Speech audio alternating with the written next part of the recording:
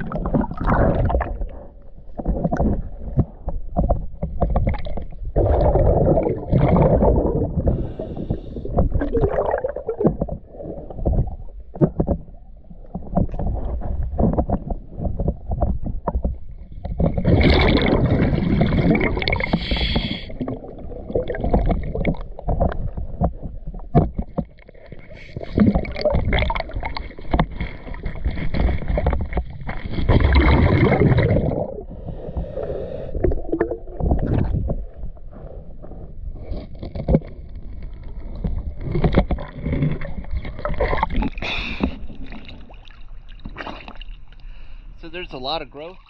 I didn't see any damage to the prop, to the rudder, to the keel, but there is a lot of hard growth on all three of those, so there could be something underneath that. I would say that it shouldn't be longer than an hour and a half to clean.